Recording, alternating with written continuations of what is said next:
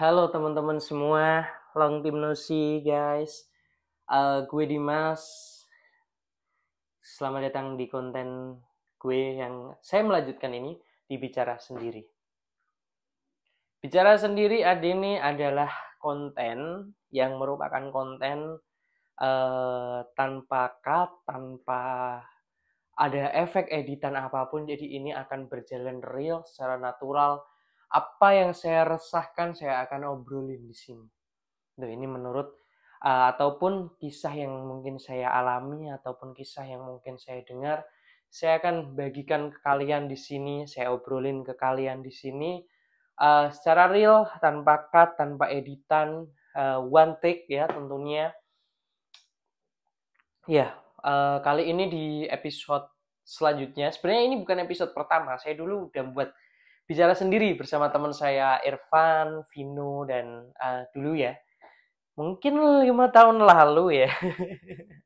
Sudah 5 tahun berlalu, saya buat lagi ini. Bicara sendiri ini, saya pengen melanjutkan karena nyawanya konten ada di nyawanya YouTuber ada di konten-kontennya gitu ya. Jadi ya kali ini saya akan bicara terkait miskin kok kuliah. Itu terdengar kata-kata yang mungkin biasa aja ya bagi orang kaya. Tapi bagi orang miskin itu adalah hal yang sangat-sangat bisa dianggap dua, menyakitkan ataupun menjadi privilege gitu. Saya dulu sempat, saya kasih tahu bahwa latar belakang keluarga saya itu sederhana. Bapak saya seorang petani, ya, dulunya sebagai kuli bangunan di Jakarta. Saya kecil tinggal di Jakarta, ikut bapak. Ibu saya dulu sebagai asisten rumah tangga ART atau pembantu lah di majikannya juga di Jakarta, di daerah Bintaro dulu. Saya kecil, mulai dari kecil saya umur 3 tahun sampai umur 8 tahun saya di Jakarta. Bapak saya masih kerja sebagai buruh kuli bangunan di sana. Saya pulang bersama ibu saya untuk bersekolah SD, dan sebenarnya pulang ke kampung, tapi saya nggak mau diajak lagi ke Jakarta karena saya dulu di Jakarta burn out ya, mungkin umur segitu saya belajar banyak hal. Karena saya mendapatkan majikan yang baik, majikan ibu saya yang baik. Jadi saya diajari. Jadi mereka punya 2 anak. Eh, Majikan saya itu mempunyai 2 anak, dan anak-anak tersebut mengajari saya matematika, cara membaca, cara menghitung. Itulah kalistung gitu. Dan majikannya juga ibu ini, almarhum Ibu Ari, itu salah satu majikan terbaik yang pernah dimiliki ibu saya. Itu sekarang orangnya sudah wafat, semoga surga tempatnya Bu Ari. Dulu juga mengajari saya terkait kalistung juga, baca tulis hitung. Makanya saya ketika ke SD itu saya menjadi orang yang sudah bisa baca tulis hitung dan lebih pintar dari anak-anak desa sini pada umumnya. Jadi saya ranking 1 terus gitu. Karena saya sudah diajari, punya privilege belajar dari majikan di Jakarta. Itu adalah cover dari ini, latar belakang pribadi saya. Sampai sekarang kehidupan keluarga saya juga masih sederhana. Sampai saat saya mau kuliah, masih sederhana. Ibu saya sebagai penjual toko di sini kecil-kecilan, dan ya mungkin per bulannya nggak sampai 500.000 atau berapa. Mungkin kadang juga nggak menghasilkan. Dan bapak saya sebagai petani yang mungkin ya sawahnya kecil, juga nggak terlalu bisa kayak mengerjakan pertanian dengan bagus, karena bapak saya dulu basicnya di kuli bangunan, baru bertani gitu. Itu masuk ke bab selanjutnya ya, karena ini nggak ada cut ya. Masuk ke selanjutnya, saya dulu kuliah ya. Saya dulu kuliah di salah satu universitas swasta. Alhamdulillah saya mendapatkan beasiswa pada saat itu. Pada saat itu saya mendapatkan beasiswa, saya bersaing dengan banyak orang untuk mendapatkan beasiswa. Ya alhamdulillah saya masuk di salah satu univ swasta di Surabaya yang cukup, apa ya, cukup mencengangkan itu saat itu banyak, beberapa orang, tetangga ataupun sekitar saya itu pernah bilang, "Lapo kok nganu, ngaji wong kere we ngaji kuliah." Itu adalah sebenarnya perkataan itu bukan dimaksudkan untuk saya pada saat itu. Jadi saya dengar perkataan tersebut dimaksudkan untuk orang lain, tapi saya mendengar itu secara langsung dan sampai ke telinga saya. Saya yang merasa juga saya juga wong kere, aku yo wong kere, aku yo wong ra duwe, wong miskin, sederhana dan ya emang kenapa sih kalau miskin kuliah gitu. Karena kan gini teman-teman, eee, salah satu cara merubah kemiskinan ini menjadi, kemapanan itu ya salah satunya kuliah. Banyak orang yang nggak kuliah, Bill Gates nggak kuliah, tapi, tetap sukses. Yaitu coba lihat Bill Gates itu kuliah sebelum DO kuliah di mana. Terus siapa? Mark Zuckerberg kuliah di DO nggak lolos, tapi bisa buat Facebook. Kamu lihat privilege Mark Zuckerberg itu punya teman-teman yang kuliah di univ bagus dan juga apa bisa merakit komputer ya kayak programmer komputer gitu. Itu kalau orang miskin ya nggak bisa, nggak ada privilege apalagi megang komputer aja enggak gitu. Jadi ya memang salah satu poin besarnya ya kuliah, stabil, untuk finansial stabil ya kuliah. Salah satu choice orang miskin untuk naik kelas ya, itu adalah dengan kuliah. Mungkin usaha bisa, tapi apakah semua orang miskin punya modal? Kan tidak. Jadi nggak semuanya punya modal. Jadi, eee, menurut saya sendiri kuliah adalah salah satu pilihan penting dan saya saat itu memang mengambil pilihan kuliah itu. Apakah di kuliah tidak mengalami hambatan sebagai, anak yang terlahir di keluarga sederhana? Tentunya banyak hambatan. Tentunya banyak hambatan yang terjadi. Saya, dulu itu sebenarnya orang tua saya itu masih mampu untuk, memberikan sedikit biaya hidup untuk meringankan kehidupan saya di Surabaya. Kalian tahulah Surabaya kota besar men, apa-apa yang cukup mahal gitu. Tuh, sebelum saya kuliah seperti itu.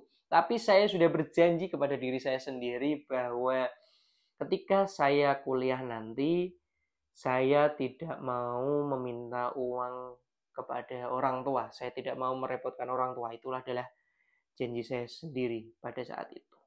Nah, eh, hari-hari berlangsung, kita skip ke saat saya kuliah. Alhamdulillahnya dari beasiswa tersebut saya mendapatkan uang saku kisaran antara 800 sampai sejuta per bulannya, sekitaran itu. Itu buat ngekos, buat kehidupan sehari-hari memang tidak cukup. Kos saya aja 600.000. Kos saya itu 500 600. Itu pun kosnya kamar mandinya udah di sana. Mungkin buat Mas Agung yang menonton video ini, salah satu orang yang kosnya saya tempati, beliau adalah orang yang cukup berjasa saat saya di Surabaya. Beliau sangat baik sekali. Beliau kalau ada apa-apa kayak makanan, minuman di kulkas itu beliau kayak ambil aja mas, ambil aja kayak beliau Magicom juga pinjem beliau, kulkas pinjem beliau itu 600.000 sangat worth it sekali pada saat itu. Minum juga kadang ambil air di beliau, kadang dibayarin beliau, kayak bahan masak juga beliau. Thank you for support Mas Agung pada saat itu. Dan saya saat itu juga bekerja sampingan, saya menulis artikel-artikel di beberapa web, saya jadi penulis artikel di beberapa apa dan saat itu juga saya mulai berdagang kecil-kecilan. Saya dulu jualan Diamond Mobile Legend, Diamond FF atau apapun pada saya jualan celana, pernah juga jualan basreng sama teman saya, salad buah juga pernah jualan. Itu untuk menyambung kehidupan saya. Nah, untungnya, untungnya bumi masih berputar. Wah, enggak. Untungnya akhirnya saya sekolah itu lulus dan alhamdulillah IPK-nya juga cukup tinggi. Itu ya, kalau nanti saya buatkan lagi buat bagaimana cara membagi waktu kuliah dengan kita harus bekerja gitu atau organisasi. Dan saya juga ikut organisasi HIMA, saya ikut MPM, saya ikut organisasi dan saya tentunya belajar organisasi dan bekerja. Itu adalah hal yang wajib saya lakukan untuk bertahan hidup. Itu orang bisikan di awal tadi, miskin kok kuliah, itu adalah menjadi acuan saya bahwa saya ingin membuktikan bahwa nggak salah loh orang miskin kuliah, nggak salah loh. Emang salahnya apa orang miskin kuliah itu. Jadi tidak ada yang salah dari orang miskin yang ingin kuliah itu. Ada banyak beasiswa di luar sana. Kalian coba, teman-teman yang miskin, kalian coba. Kalian yang merasa masih miskin, kalian coba. Ada beasiswa banyak sekali gitu di luar sana. Kalian silakan mencarinya gitu. Jangan malas mencari untuk beasiswa itu. Nah, itu saya bisa lulus dengan baik ya. Di semester awal tadi banyak kegiatan itu. Di semester akhir saya ikut membantu dosen penelitian, saya ikut membantu dosen menjadi asdos ya. Saat itu saya masih ingat, terima kasih buat Pak Ibad telah memberikan job saya menjadi asisten dosen. Thank you Pak Ibad karena sudah mempercayai saya pada saat itu dan alhamdulillahnya cukup ya, cukup lumayan ada uangnya buat menyambung hidup. Dan semua dosen saya pada waktu itu yang tidak bisa saya sebutkan semuanya juga saya terima kasih diberikan job beberapa kali, diberikan job dari entah itu dari job-job dari penelitian atau job-job dari pengabdian masyarakat. Itu saya berterima kasih sekali untuk itu. Dan juga saya juga dulu sempat buka analisa data, joki analisa data kecil-kecilan, jadi menyambung hidup. Kala itu biaya pengeluaran saya itu saya juga kurang tahu, jadi 600.000 untuk kos, terus mungkin sisanya ada sejutaan atau 500 atau 700 itu buat makan dan hidup di Surabaya. Itu. Kalian mungkin nggak percaya, saya dulu di Surabaya bahkan sama sekali saya tidak pacaran ya. Maksudnya, saya mungkin pernah pacaran di Surabaya, cuma nggak yang lama sekali karena saya meyakini bahwa saya nggak punya uang untuk pacaran. Itu. Dan saya di Surabaya dulu masak sendiri, saya belajar apa itu kemandirian, saya masak sendiri. Dengan uang segitu ada beras, saya belikan beras. Ada temen yang memberikan beras, saya terima. Makasih guys gitu yang memberikan beras. Terus ada teman-teman yang memberikan apa, misal membayarin uang makan atau membayarin minum, itu uang kafe. Thank you guys ya.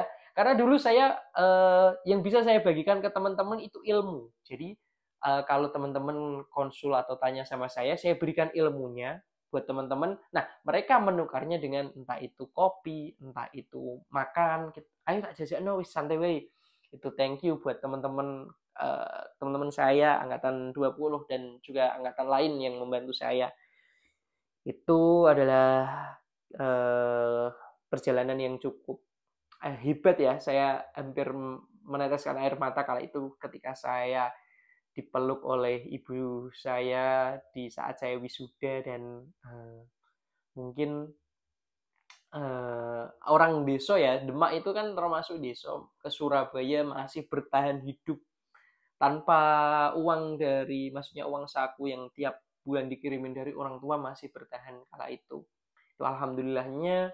Dan ternyata bukan hanya saya saja yang mengalami hal tersebut. Ada salah satu teman saya dari Lamongan yang beliau juga anak yatim dari kecil, udah kehilangan bapaknya. Itu dia juga menjadi mahasiswa terbaik, bahkan saya nggak tahu saya nomor 2 atau nomor 3 di bawahnya. Itu dia menjadi mahasiswa terbaik di lulusan saya kala itu dia jadi terbaik. Dia kuliah Senin sampai Jumat, Sabtu Minggu kerja, wedding organizer atau apapun yang bisa dia kerjakan. Sabtu Minggu kerja itu jadi saya punya sparring partner ketika saya punya cerita sedih kayak gini itu, terus ada orang lagi yang cerita ternyata sama loh, ternyata hampir mirip kisahnya kita gitu. Nah, salah satu teman saya juga saya memberikan semangat. Ada juga teman saya dari Jawa Barat yang merantau ke Surabaya juga tanpa kayak uang saku dari orang tua. Dan memang keadaan ekonomi kita, beberapa teman saya kala itu memang tidak bagus ya. Tapi mereka semua alhamdulillahnya bisa lulus, bahkan nilainya IPK-nya di atas 3,6 atau 3,7 semuanya.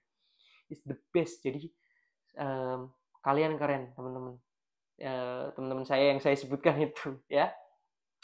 Kala itu juga banyak dibantu teman-teman saya, angkatan 20 dibantu teman-teman di kos maupun yang lainnya, sangat membantu sekali. Makanya saya masih bertahan dan orang miskin ini ya, orang miskin ini masih bisa lulus dan ini sedang memperjuangkan karirnya, hidupnya di kemudian hari.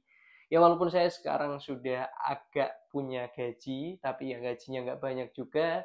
Dan mungkin kalau teman-teman lihat ini, ya ini apa ya, saya baru mulai karir saya lagi, saya ingin share aja ke teman-teman, ambil aja yang bagus dan buang yang buruk. Itu adalah uh, monolog atau bicara sendiri saya pada kali ini ya.